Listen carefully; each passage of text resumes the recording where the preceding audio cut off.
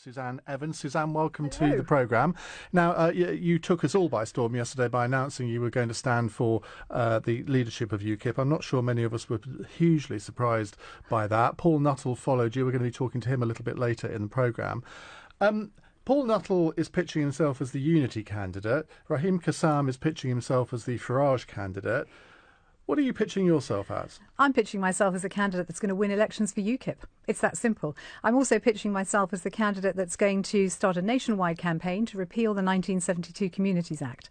There are 17.4 million. Yeah, but it's when? You know, we had a referendum 4 months ago and nothing's happened.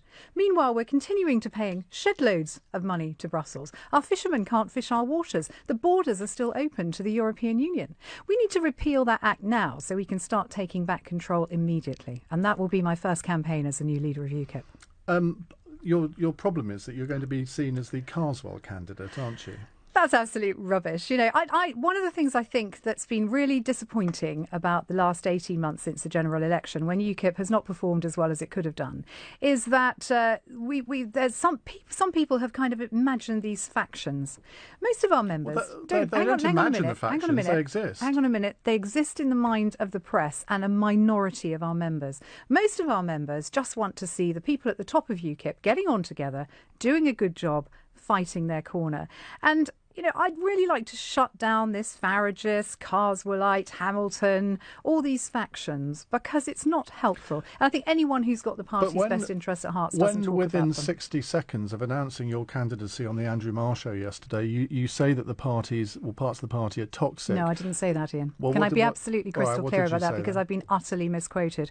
I was talking about how, in some respects, UKIP hasn't had the image it should have had. It's been misunderstood. And any of our members who have campaigned for UKIP have been abused in the street. They've been spat at. They've been assaulted because we've been perceived as being racist. But we are not a racist party. And this is, I think, the big thing that I can bring to UKIP. But you did use the word toxic, I used the word. Oh, my goodness. I use lots of words. And you said you didn't want the party to become far right, which was a clear dig at Raheem Kassam. I think none of our members want the party to go to the far right. Absolutely not. Do you think Raheem is on the far right? Well, Raheem will have to stand on his own record, and I think if you look at his history, it will speak for itself. But I'm very disappointed, you know, that Raheem has since been trying to goad me into a public argument. That's not in our party's best interests. Well, he sent you a letter, which I've seen the text of, where he's urging you to meet with him so you can put your differences aside and effectively be best friends. What's your reaction to that? I'm very much looking forward to debating with Raheem at the hustings. But you're not going to meet him one-to-one and sort of just outline a few ground rules between the two of you? No, I think there will be ground rules at the hustings, and that is the proper area for debate. Well, we're hoping to set one up. We hope you'll do one here with us on LBC. Absolutely. I've heard this, actually. Yeah. So the rumour is true. I'm really very pleased to hear that. It is indeed. Now, that'd be great. What did you make of Nigel Farage's reaction to your announcement yesterday? Because within literally an hour, he was saying, well, I'm not going to vote for anyone who's calling our party toxic or calling Raheem far right. Yeah, well, you know, I don't really think I was going to rely on Nigel's vote. Nigel will clearly be backing whoever he backs. I didn't really expect him to back me, so no great surprise. But you must be disappointed, though, because you and he used to be very close allies, and yet you've fallen out, most people in UKIP seem to. Well, we were a very good team. I have a huge amount of admiration for Nigel, and you might remember at one point he made me his interim leader. And you know, I had a great 5-point plan to take UKIP forward from then. One of them which was trying to get Nigel Farage into the House of Lords, which I think is something that is very much deserved on his part. And you would still like to do that, despite what he's said. I have no ill feeling towards Nigel whatsoever. I honestly don't. He is a man I respect enormously, and he's still one of my, the politicians that I most admire. Would you say he was your hero at one point? Yeah, at one point, most definitely. Yeah, I think he was the man that got us the referendum, and nobody can take that away from him. He said he wasn't going to support anyone in the last leadership contest, and yet it's quite clear now that he's not supporting you, that, well, it seems as though he will support Raheem Kassam. Now, he was first out of the traps, and he's actually got off to quite a good start, hasn't he?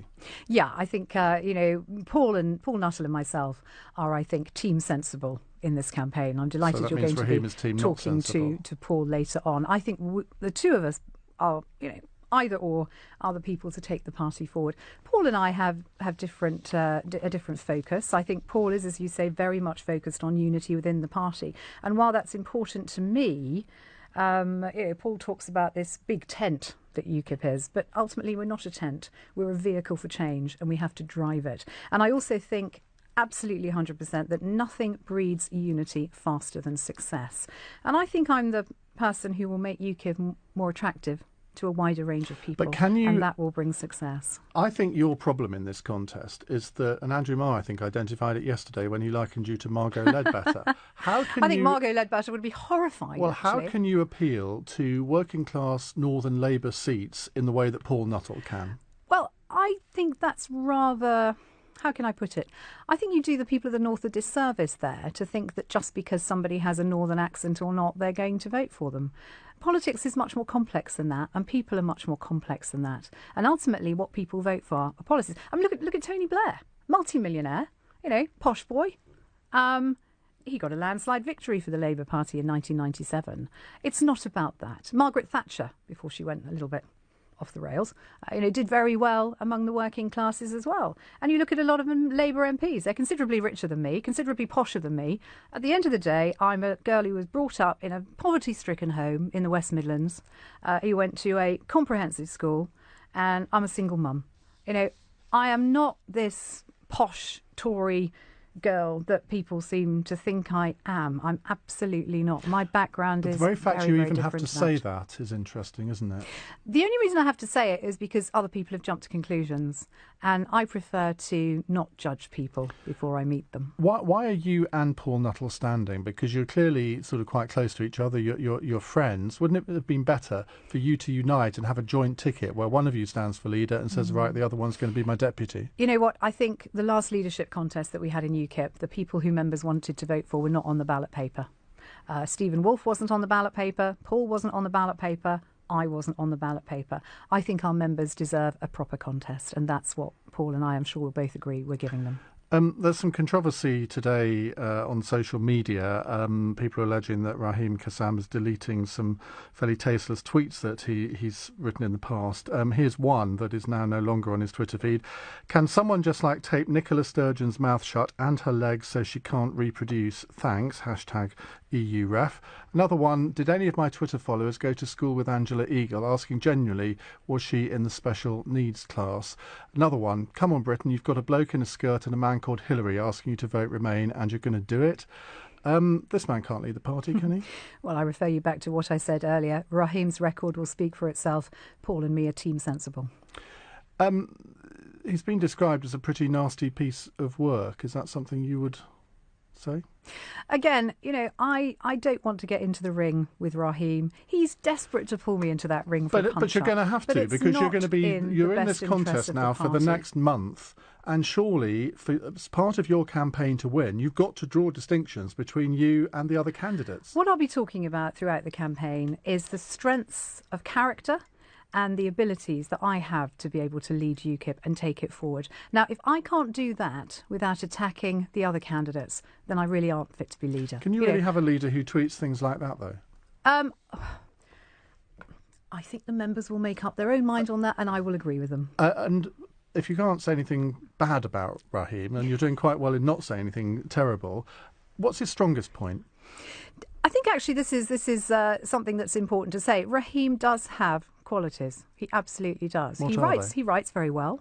He's a good writer. He's a good communicator. Because he has pointed out, you asked him to write the Foreign Affairs section of the manifesto. That's not entirely true. What isn't true? Nigel asked him to write the Foreign Affairs section of the manifesto. And were you happy with what he wrote? Bearing in mind, you were behind the manifesto. I had to change quite a bit of it.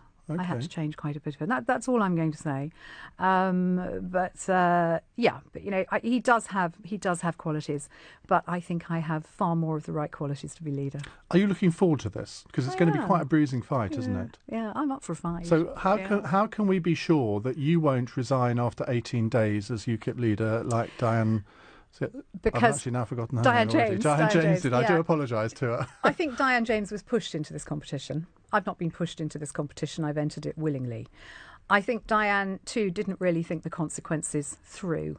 I think it's interesting that Team Sensible, me and Paul, have actually put ourselves into the race at a slightly later stage than some of the other candidates who perhaps jumped the gun a little bit and didn't think through the implications carefully enough. I know we've spent quite a long time in this interview talking about Raheem Kassam, but it seems to me that this is the dividing line. This is the choice that has got to be made by UKIP members. If he wins, would you serve in a team led by him? I don't think he'd want me to serve in a team led by him. If he did, given the tweets that he's put out about me? If he asked you, I think I'd find that very difficult because there's such a yawning gulp in terms of policy between me and Raheem. You know, I want to be radical in UKIP. I want to stand against immigration. I want to stand against Islamism. You know, cutting the foreign aid budget, spending more on defence, clamping down on corporate tax avoidance, all that kind of stuff, and you know, standing up for women's rights as well. And if Raheem is very much a Trump supporter, I don't really see how women's rights and cutting down on corporate tax avoidance kind of tie in with somebody who supports Trump's campaign. So I think we're poles apart. You'd vote for Hillary Clinton? Do you know what? I'm so glad I'm not American, Ian, because I but don't if you think had to I could choose bring between myself the two, to vote if you for had any of to them. choose, I would spoil my ballot. I'm sorry, I couldn't vote for either of them. You know, Trump's a man whose business dealings have been less than ethical, in my opinion. Hillary's time at the White House was absolutely less than ethical. There was a professor at Tennessee University, I forget his name off the top of my head. He said he'd go for Trump over Hillary on the basis that Trump would bring in a whole new set of crooks, whereas Hillary would let the ones that are already there bed in deeper, which I think is probably a good quote to end that particular section on. Suzanne, I'm sure we're going to Suzanne Evans. Suzanne, welcome to the programme. Now, you took us all by storm yesterday by announcing you were going to stand for the leadership of UKIP. I'm not sure many of us were hugely surprised by that. Paul Nuttall followed you. We're going to be talking to him a little bit later in the programme. Paul Nuttall is pitching himself as the unity candidate. Raheem Kassam is pitching himself as the Farage candidate. What are you pitching yourself as? I'm pitching myself as a candidate that's going to win elections for UKIP. It's that simple. I'm also pitching myself as the candidate that's going to start a nationwide campaign to repeal the 1972 Communities Act. There are 17.4 million. Yeah, but it's when? You know, we had a referendum 4 months ago and nothing's happened. Meanwhile, we're continuing to paying shed loads of money to Brussels. You know, one of the things I think that's been really disappointing about the last 18 months since the general election, when UKIP has not performed as well as it could have done, is that there's some people have kind of imagined these factions. Most of our members don't. Hang on a minute. They exist. Fishermen can't fish our waters. The borders are still open to the European Union. We need to repeal that act now, so we can start taking back control immediately. And that will be my first campaign as the new leader of UKIP. Your problem is that you're going to be seen as the Carswell candidate, aren't you? That's absolute rubbish.